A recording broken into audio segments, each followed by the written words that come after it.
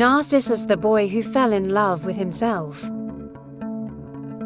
Have you ever come across the beautiful flower with white petals and a shimmering golden center, known as the Narcissus? Or have you ever shouted in the mountains and been surprised when your own voice shouted right back?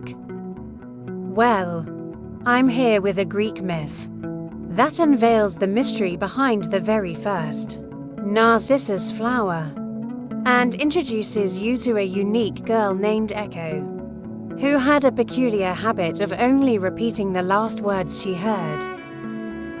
There was this lad named Narcissus. At 16, he stood at the crossroads of youth and adulthood, and he was a good-looking boy. The gods had blessed him with such good looks that flowers would,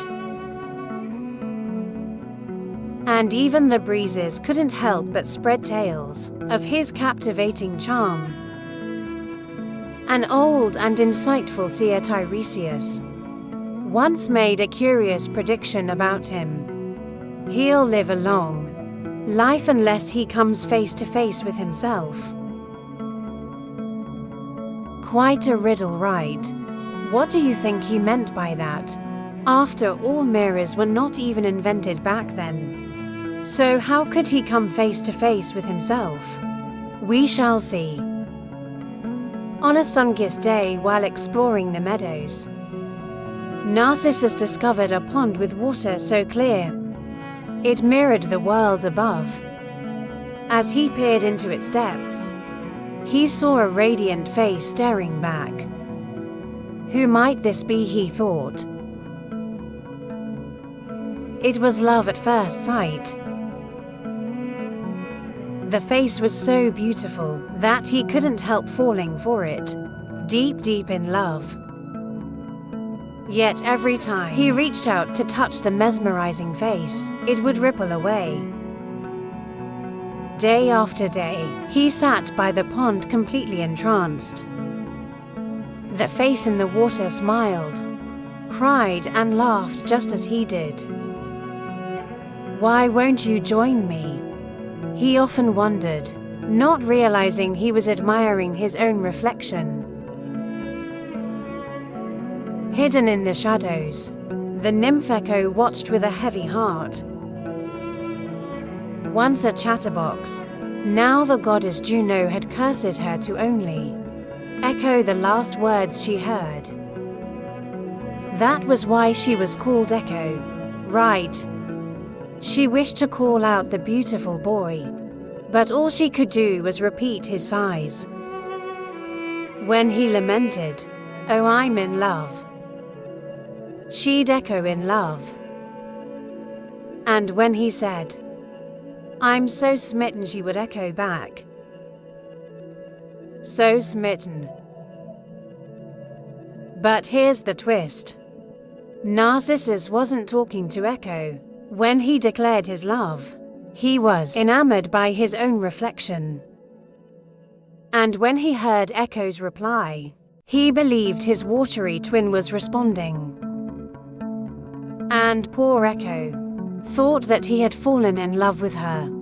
But he hadn't even noticed the poor nymph. He was totally absorbed in his own reflection. I know it sounds unbelievable.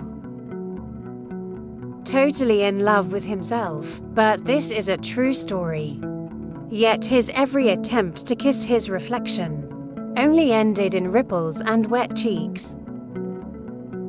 With each passing day, Narcissus grew more forlorn, wishing his reflection could step out and they could embrace.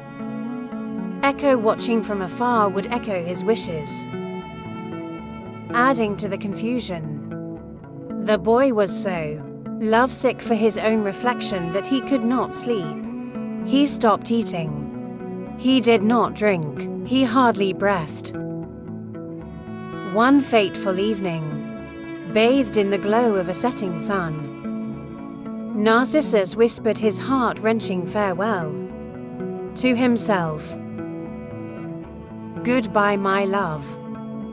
Goodbye." And Echo, her voice quivering with sorrow, echoed, Goodbye. By sunrise, where the heartbroken boy once sat, a radiant flower blossomed, its white petals guarding a golden heart. It was christened Narcissus, a tribute to the boy who was lost in his own beauty. What a mesmerizing tale, right? The story of Narcissus is an age-old reminder about the dangers of being too self-absorbed. And it's thanks to him that we call someone who thinks too highly of themselves a narcissist. If you meet one of these people, don't be like Echo and just repeat back everything they want you to say. Narcissists can be very controlling. If you can avoid, that's my advice.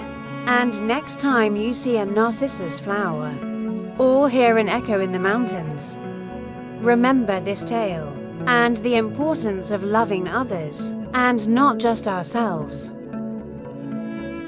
For now, from me, Natasha, Vidai.